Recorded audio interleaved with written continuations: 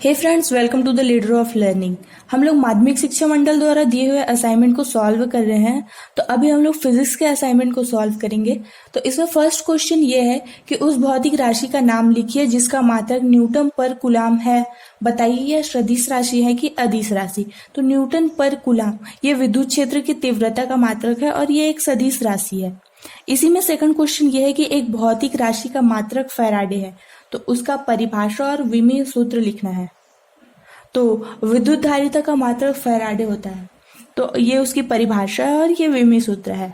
Next question है second question, एक समांतर पट्ट संधारित्र की दो प्लेटों के बीच वायु होने पर 10 माइक्रोफैराडे धारिता प्राप्त होती है और यदि इन प्लेटों के बीच की दूरी आधी कर दी जाए और उनके मध्य k=5 परावैद्युतांक का माध्यम भर दिया जाए तो धारिता का मान कितना बढ़ेगा या कितना घटेगा, ये हमें ज्ञात करने हैं। यहाँ पे क्वेश्चन को अच्छे से समझने की जरूरत है। तो इसमें दिया है कि अगर दो प्लेटों के बीच में अगर वायु हो तो उसकी धारिता का इक्वेशन क्या होगा कि C1 = ε0 A/d। तो पहले से दिया है कि C1 = 10 माइक्रोफैराडे, तो इसको हम लोग फैराडे में चेंज करेंगे तो 10 × 10⁻⁶ फैराडे होगा। अब इन दोनों प्लेटों के बीच में अगर हम लोग k=5 परावैद्युतांक माध्यम रख देते हैं और इनके बीच की दूरी को आधी कर देते हैं तो C2 का इक्वेशन क्या होगा, C2 = k × ε0 A/d'। ठीक है, तो k और d' का हम लोग यहाँ पे मान रखेंगे तो C2 = 5 × 2 × ε0 A/d। तो ये जो है ये C1 का इक्वेशन है, ε0 A/d = C1। तो C2 = 10 × C1, मतलब कि परावैद्युतांक माध्यम की उपस्थिति में धारिता का मान वायु में धारिता के मान से 10 गुना बढ़ जाएगा।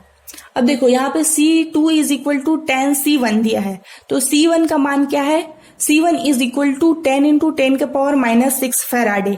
तो हम अगर यहाँ पे मान को रखेंगे तो मान हो जाएगा C2 = 10 × 10 × 10⁻⁶ फैराडे।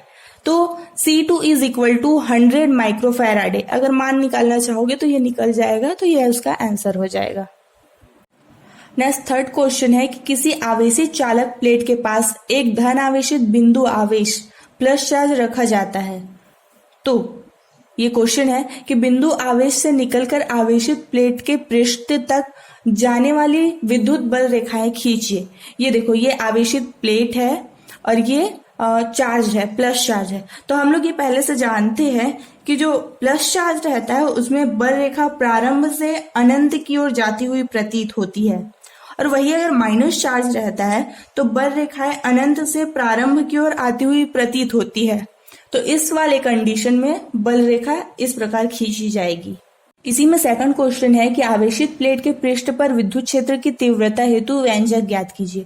तो ये वाला जो क्वेश्चन है वो लगभग बिंदु आवेश के कारण विद्युत क्षेत्र की तीव्रता के जैसा ही है कि अगर हम लोग प्लेट पर कोई बिंदु P लेते हैं और कोई एकांक धनावेश Q0 लेते हैं उसकी, तो फिर Q0 और P के बीच की दूरी R होगी, तब कूलाम के नियम से Q0 पर लगने वाला बल F हो जाएगा।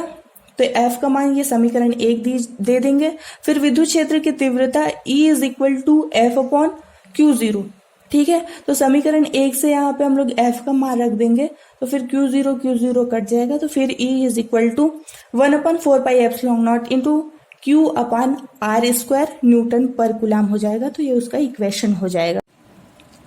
फोर्थ नंबर का क्वेश्चन है कि वायु या निर्वात में दो बिंदु आवेश QP = +2 माइक्रोकूलाम तथा QQ = -2 माइक्रोकूलाम एक दूसरे से 10 सेंटीमीटर की दूरी पर स्थित है। तो क्वेश्चन ये है कि दोनों आवेशों को मिलाने वाली रेखा के मध्य बिंदु पर विद्युत क्षेत्र की तीव्रता ज्ञात करना है। तो हमें दोनों आवेशों को मिलाने वाली रेखा के बीच के बिंदु बीच में निकालना है विद्युत क्षेत्र की तीव्रता। ठीक है, तो ये A और B यहाँ पे दोनों आवेश है, तो उसके बीच में एक बिंदु O है। तो यहाँ पे हम लोगों को विद्युत क्षेत्र की तीव्रता ज्ञात करनी है। तो हम लोगों को क्या करना होगा, पहले A O के बीच विद्युत क्षेत्र की तीव्रता ज्ञात करनी है, फिर O B के बीच विद्युत क्षेत्र की तीव्रता ज्ञात करनी है, फिर उसका परिणामी निकाल देना है, वो इन दोनों के बीच में विद्युत क्षेत्र की तीव्रता होगी। ठीक है, तो जब हम लोग ए ओ और ओ बी के बीच निकालेंगे तो ए ओ के बीच उसके बीच की दूरी है वो आधी हो जाएगी, यानी कि 5 सेंटीमीटर हो जाएगी। तो ये सेंटीमीटर में है, उसे हम लोग मीटर में चेंज कर लेंगे। फिर ए से ओ के अनुदिश हम लोग विद्युत क्षेत्र की तीव्रता ज्ञात करेंगे। उसके बाद ओ से बी के अनुदिश विद्युत क्षेत्र की तीव्रता ज्ञात करेंगे। फिर उन दोनों का परिणामी निकाल देंगे। क्योंकि दोनों का सेम आया है तो हम लोग E इक्वल टू 2 से मल्टीप्लाई कर देंगे। फिर जो आंसर आया है वो न्यूटन पर कूलाम में उसका परिणामी विद्युत क्षेत्र की तीव्रता होगी। फोर्थ में बी क्वेश्चन है। देखो, इस क्वेश्चन को थोड़ा सा अच्छे से समझने की आवश्यकता है कि हम लोग जब भी परीक्षण आवेश लेते हैं तो वो प्लस में लेते हैं, लेकिन यहाँ पे कहा गया है कि यदि परीक्षण आवेश माइनस में हो तो उनके बीच लगने वाला बल और उसकी दिशा को ज्ञात करना है। देखो, मैं इसकी दिशा को एक सिंपल वे में दर्शाती हूं कि ए और बी दो आवेश है। ए जो है वो प्लस में है और बी जो है वो माइनस में है। इन दोनों के बीच में एक हम लोग माइनस टेस्ट चार्ज लेते हैं।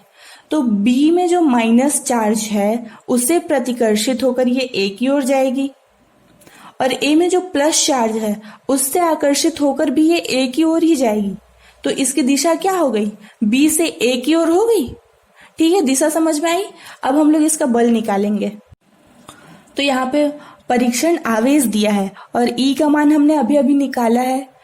तो E is equal to F upon Q not होता है। तो F is equal to Q not into E होगा। तो F इज इक्वल टू हम लोग Q और E का मान रखेंगे, जो मान आएगा वो न्यूटन में इसका बल होगा, और इसकी दिशा हो जाएगी B से A की ओर। फिफ्थ क्वेश्चन, इसमें 2 क्वेश्चन है।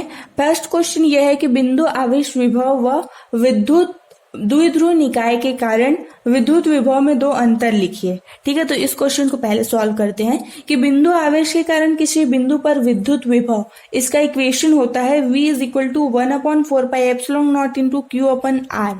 ठीक है, जबकि वैद्युत द्विध्रुव के कारण किसी बिंदु पर विद्युत विभव V is equal to 1/4πε0 into P/R² होता है।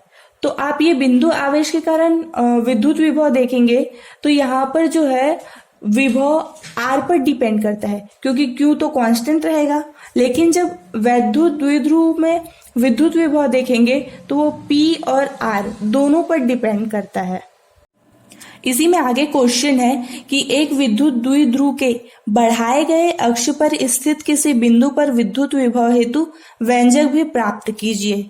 तो ये पूरा निरक्षीय स्थिति के जैसा है। जैसे आप विद्युत क्षेत्र की तीव्रता ज्ञात करते हैं वैसे इसमें विद्युत विभव ज्ञात करना है। तो फ्रेंड्स, हमने अभी फिजिक्स के असाइनमेंट को सॉल्व किया है। नेक्स्ट में हम लोग केमिस्ट्री के असाइनमेंट को सॉल्व करेंगे। तब तक के लिए टेक केयर, बाय बाय।